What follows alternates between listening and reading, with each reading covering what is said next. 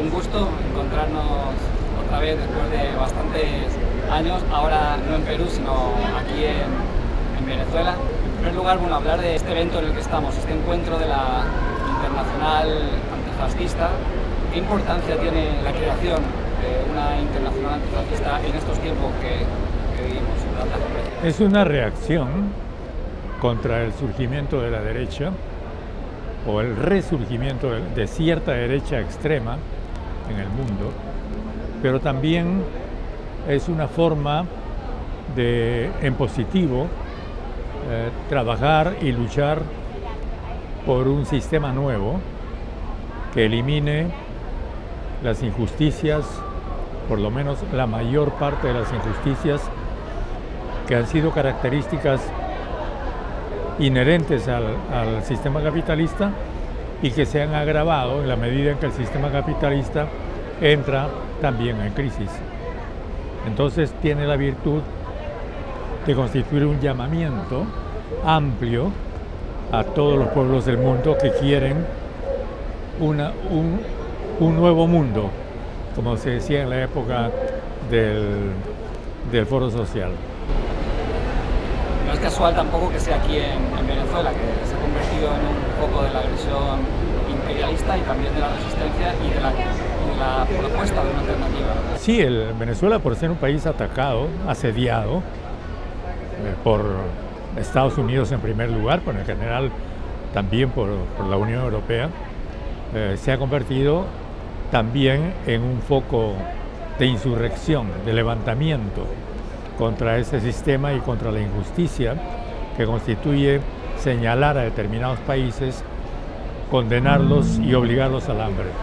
El fascismo, ¿cómo se expresan esa nueva forma de neofascismo? Se puede caracterizar de muchas formas, pero ¿cómo se expresan en América Latina hoy o en el mundo que vivimos hoy? En realidad, como sabemos, el fascismo fue una ideología, fue un sistema, fue un movimiento, tanto en Italia como en Alemania, hitleriana. Esto que hay ahora no es eso.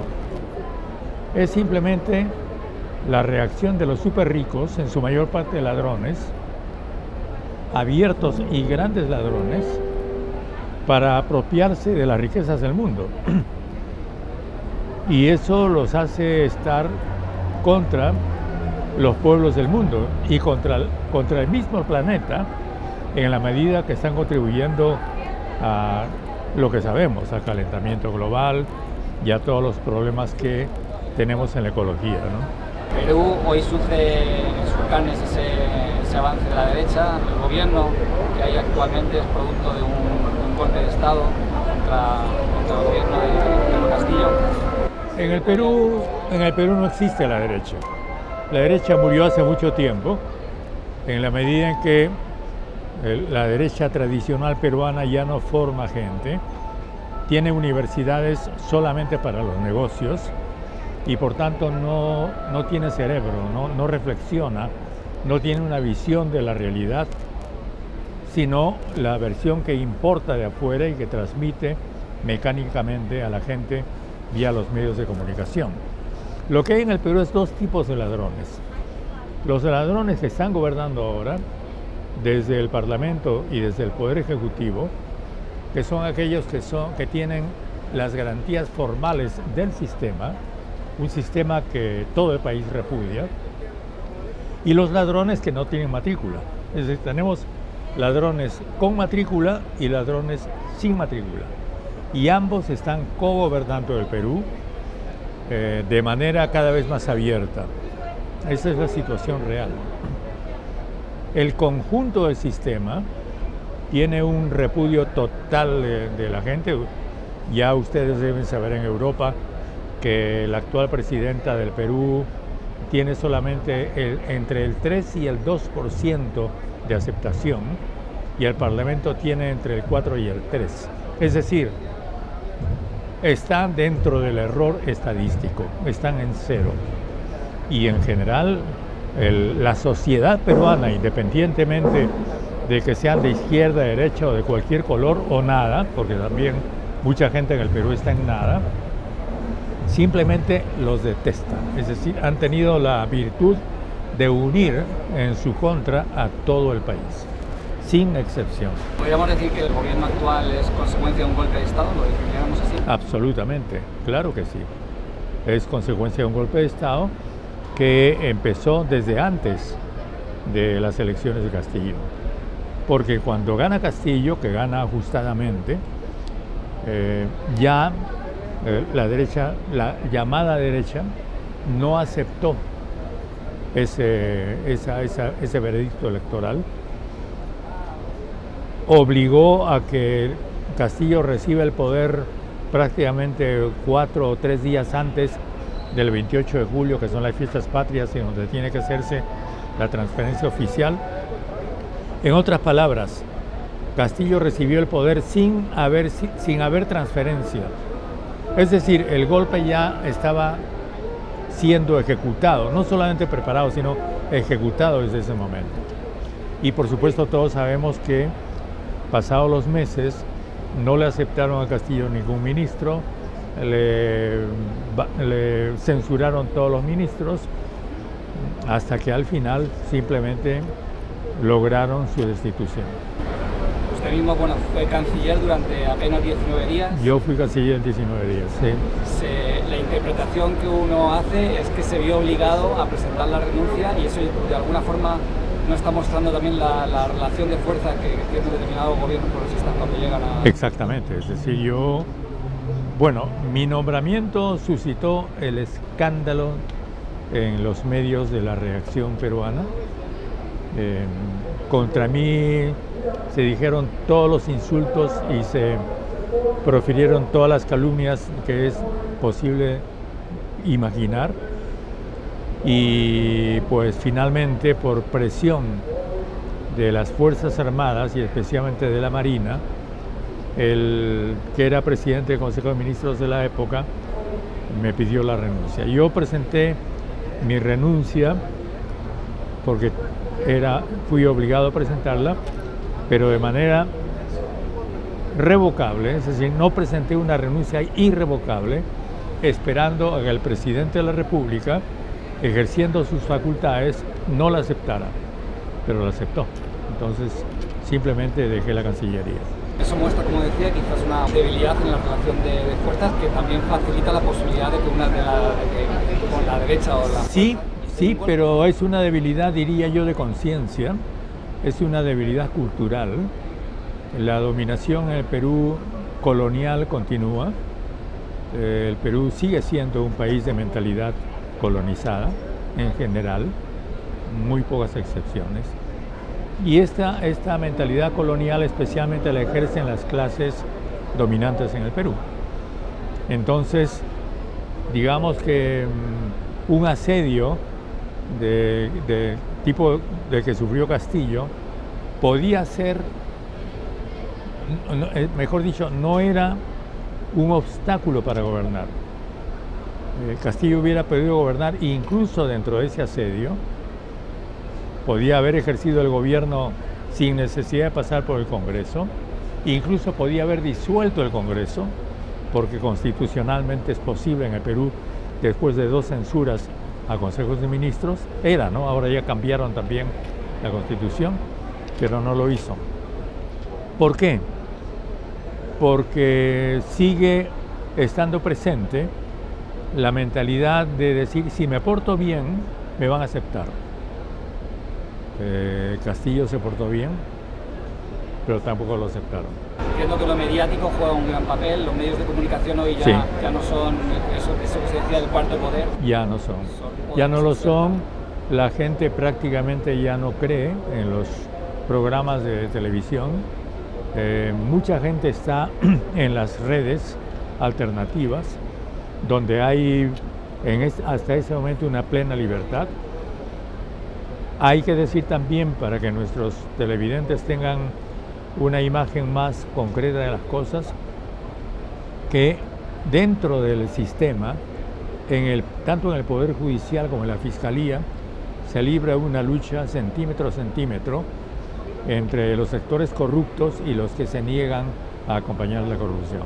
Con la llegada del actual gobierno de Dina Boluarte hubo levantamientos populares en Perú, en el sur, que bueno, muchos seguimos desde la distancia.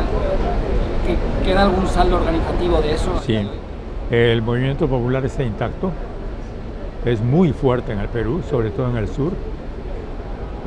No han salido nuevamente porque muchos dirigentes están presos. Hay varios cientos de dirigentes obligados por los jueces a no hablar bajo amenaza de prisión, y pues esa es la situación, pero el movimiento, la base está intacta, continúa funcionando. El movimiento ha tenido dos fases en el Perú. La primera fue este gran levantamiento del sur, que abarcó incluso a parte de los barrios de Lima, que fue respondido a balazos. Entonces las Fuerzas Armadas tienen la orden de disparar al cuerpo, y lo hicieron, ocasionando más o menos unas 60 muertes. Y ahora ha venido una segunda fase de ese movimiento, que le hemos tenido hace pocas semanas, en que el enemigo ya no es solo el gobierno, sino también el movimiento popular se está levantando contra los delincuentes que están empezando a dominar el Perú. Porque, como le dije, en ese momento el gobierno peruano es mixto. Una parte con matrícula, una parte formal, y una parte informal, donde están todos los jefes de banda. El último levantamiento popular que ha habido, simultáneamente con la reunión del ASPEC, que ha reunido a muchísima gente, ha sido contra ambos.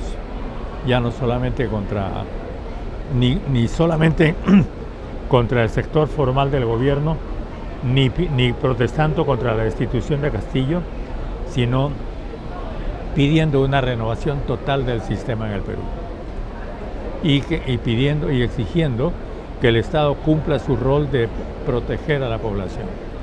Pero, como usted sabe, el Estado en el Perú no protege a la población, protege a los delincuentes. ¿Existe alguna articulación política, de dirección política alternativa al gobierno actual? No, y esto es algo notorio también en el Perú. Mientras simultáneamente en la base popular hay una tendencia a la articulación, en la capa política compuesta por los partidos hay competencia, porque en el Perú ser candidato es un negocio. Entonces el sistema hace que cada candidato a la presidencia de la República, si consigue la inscripción, pueda vender los puestos para congresista. Y ahora va a haber dos cámaras, con una reforma ilegal que ha hecho el Congreso, Cámara de Senadores y Cámara de Diputados, de manera que se ha duplicado el número de congresistas. Y por tanto, todo el mundo quiere serlo. Como la venta de estos puestos es un gran negocio, pues se han multiplicado aquellos que venden. Y tenemos más o menos hasta este momento unas 40 candidaturas a la presidencia de la República.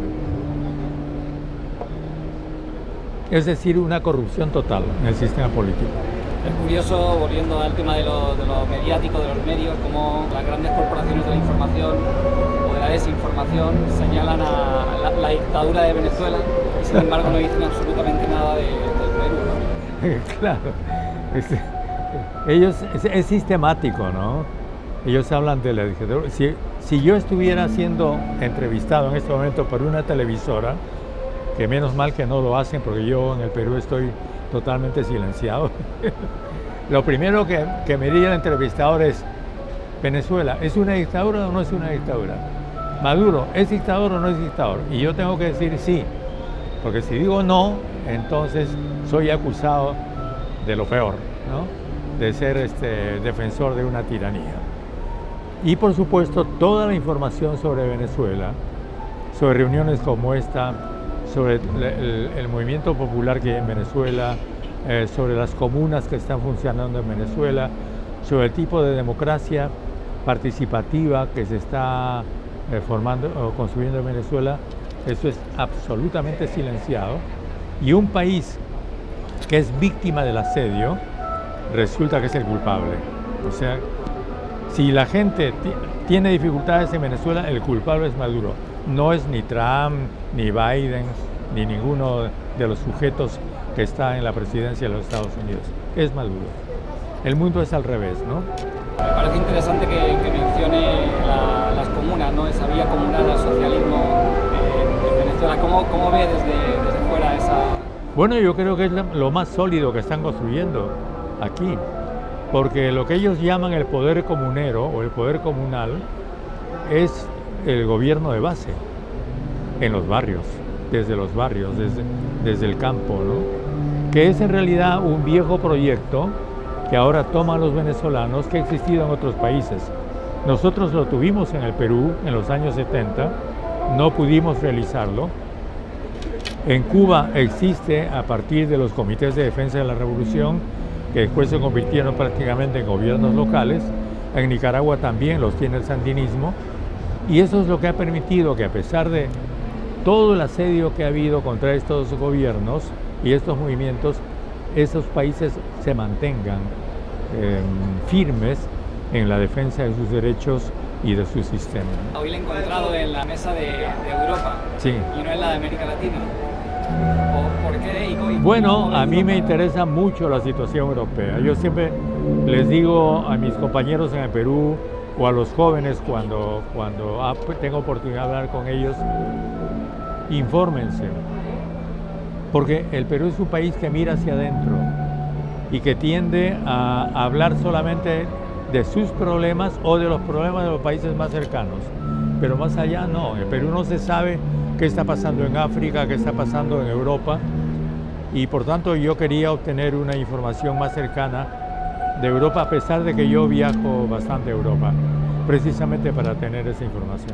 Precisamente en Europa hay un intento de recolonización ideológica con corrientes históricas que no vienen de ahora, ¿no? del hispanismo, pero que no solamente ya tocan a sectores que se reconocen como de derecha, sino que tú ves a sectores llamados de izquierdas que también defienden un hispanismo. Sí. Entonces, el tema colonial en América Latina, ¿cómo se sigue expresando hoy? Y cómo esa también disputa del relato del pasado está más vivo que nunca. Sí. Yo escribí un libro que se llama La leyenda rosa de España. Es una respuesta a los hispanistas españoles que hablan de que hay una leyenda negra de España que se teje, que los malos de América Latina, enemigos de España, han creado, ¿no? Entonces, simplemente hago el análisis histórico y no nos olvidemos que el hispanismo, este tipo de hispanismo, ha sido la base en el Perú y en otros países del fascismo. El fascismo peruano, cuando existió como fascismo, explícitamente, el fascismo histórico, que en el Perú tuvimos entre 1933, precisamente el año del ascenso de Hitler al poder, y aproximadamente 1939 o más, era un fascismo hispanista. Y nosotros hemos tenido el partido Unión Revolucionaria, que la gente vestía camisa negra y botas grises, y hemos tenido un fascismo explícito. Y en el diario El Comercio, que es el diario más importante de Lima, en el local principal del diario El Comercio, que es un hermoso edificio, edificado en los años 30, usted mira arriba y en la cúpula, en los terminales de las columnas del gran hall central del edificio, está el símbolo fashion. Es esa época, ¿no? Entonces, claro, esas familias que siguen siendo las mismas, a pesar de que han sido fuertemente afectadas varias veces en el Perú, tienen una conciencia fascista, evidentemente, ¿no? Ha escrito recientemente un libro que se llama Historia del Perú para descontentos. Exacto, sí. ¿Por qué ese libro? Ese libro lo escribí y voy a seguir trabajando ese libro porque me siento en la obligación de transmitirle a las nuevas generaciones una versión lo más real de la historia peruana.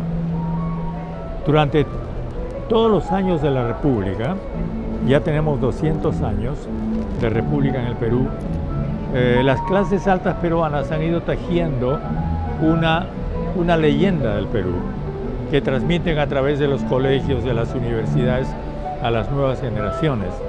Según esa leyenda del Perú, pues no tuvimos sublevaciones indígenas, hubo muy pocas sublevaciones indígenas, hubo un periodo colonial en que el Perú era un país muy importante, Lima era la ciudad más importante de Sudamérica, Lima se enorgullece todavía de ser la ciudad de los reyes, y todavía el Palacio de la Cancillería es el Palacio de Torre Tagle, es decir, del Marqués de Torre Tagle, tiene ese nombre, y la Cancillería todavía se llama a sí misma Cancillería Torre Tagle, a pesar de que Torre Tagle fue uno de los primeros presidentes de Perú que traicionó la República y murió junto con Rodil, que fue el último general español que luchó contra Bolívar. Entonces, lo que estoy haciendo es, a través de cartas, documentos, nuevas versiones históricas, porque en América Latina hay mucha investigación histórica ahora, e incluso investigaciones históricas en la propia España, armar una historia distinta, una historia más verídica, más aproximada a la realidad. Y eso es lo que estoy haciendo.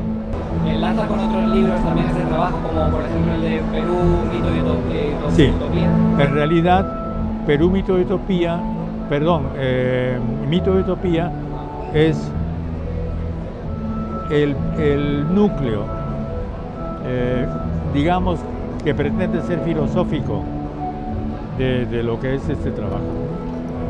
Porque Mito y Utopía trato de ubicarnos en el mundo, cómo el Perú y América Latina, y especialmente la América indígena, están ubicados en el mundo de hoy realmente.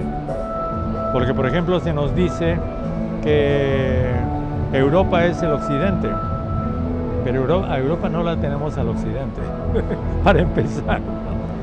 Y se nos dice que China es el oriente, pero China es en el occidente nuestro, la tenemos al frente. Entonces, no es una casualidad que esta equivocación geográfica sea parte de también de todo un discurso en el cual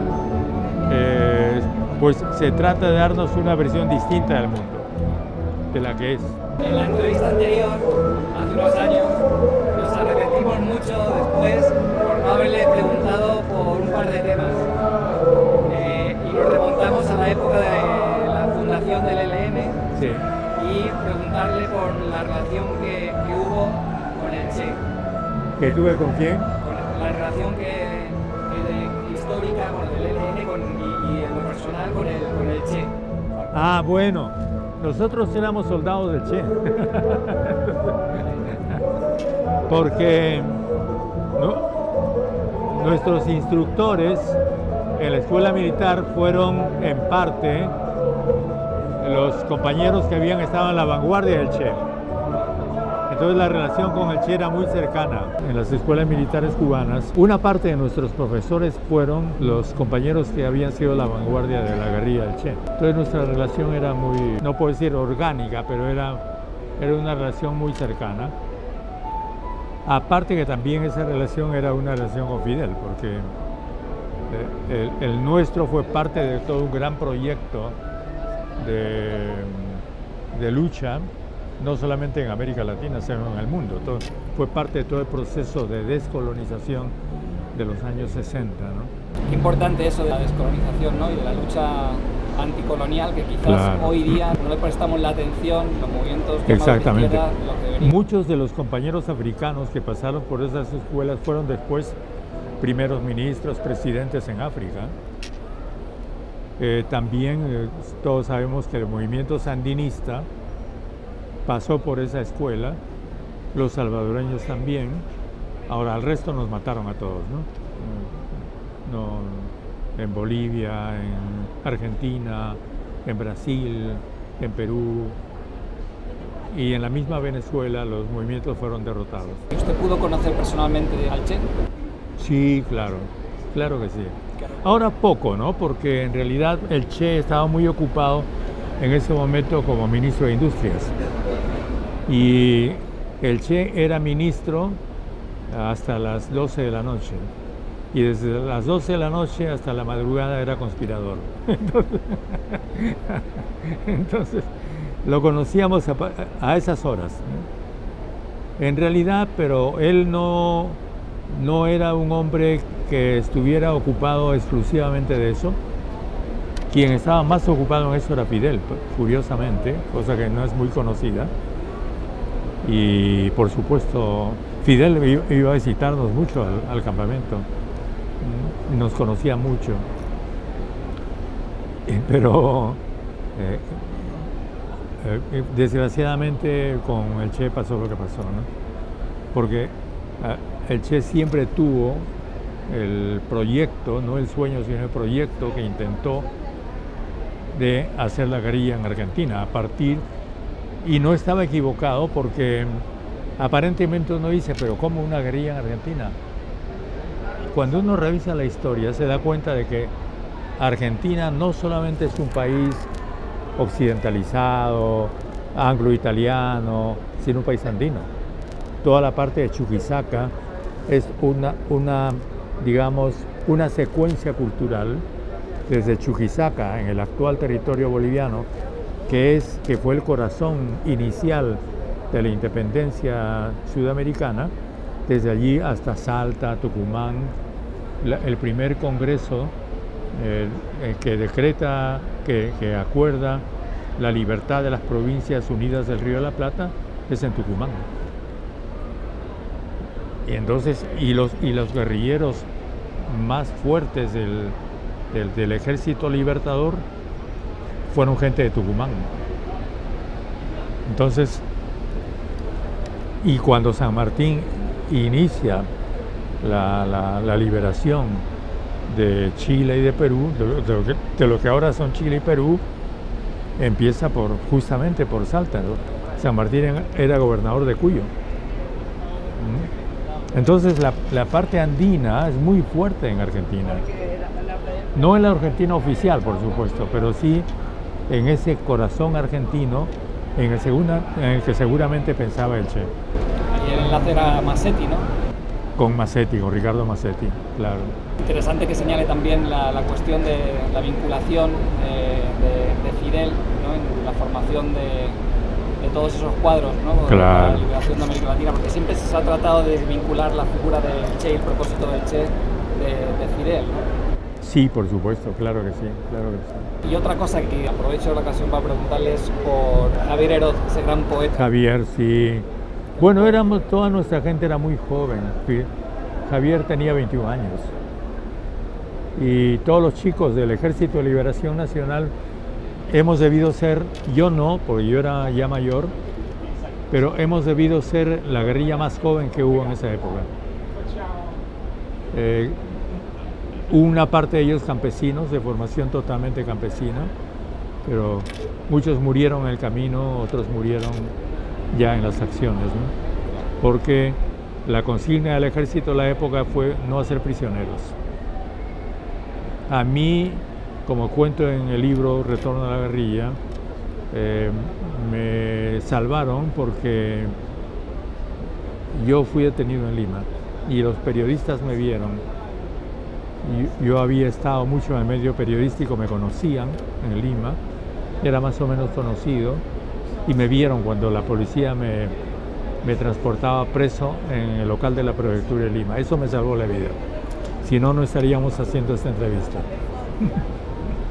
Héctor, siempre hacemos una pregunta a todos los entrevistados.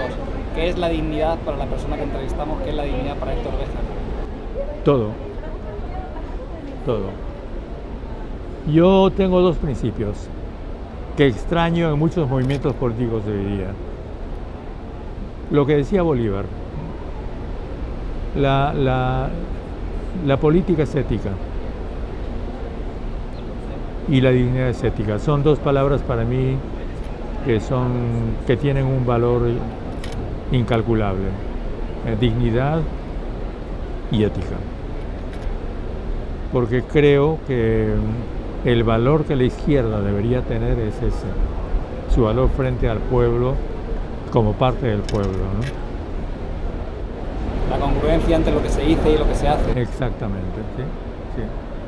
No siempre es fácil, pero hay que pagar el costo. Hay que pagar el costo. Uno no tiene que pensar que porque se porta bien lo van a perdonar. Mejor decir, si se porta bien con el sistema, ¿no? Y ahí vienen también las tibiezas, ¿no? Y ahí otra cosa que no nos perdonarán nunca es la lucha por el socialismo, ¿no? En ese caso, ¿qué es para Héctor Béjar el socialismo? Ese sueño que buscamos. El socialismo para mí es un proyecto de vida. Hay dos palabras que hoy día nadie pronuncia en el Perú, por lo menos, que son socialismo y revolución. Nadie se atreve a pronunciarlas, ¿no? Ahora, yo creo que el socialismo se ha desvirtuado mucho. Decir socialismo es casi no decir nada. Pero para mí el socialismo lo que significa es justicia social, sobre todo. ¿Qué formas tenga esa justicia? Creo que depende de cada país, de cada momento histórico, pero sobre todo es justicia social. No solo justicia individual, justicia social. Y es cambio en ese sentido, ¿no? Seguiremos luchando por eso, ¿no? Estamos luchando por eso. Bueno, muchas gracias y no sé si quiere añadir algo. Bueno, pues nada más, yo creo un saludo y yo creo que ahora es un nuevo momento y un nuevo empezar. Estos días en Caracas, pues creo que aquí va a empezar un movimiento internacional muy grande que hace tiempo extrañábamos, ¿no? Una nueva internacional. Magnífico. Muchas gracias. Gracias.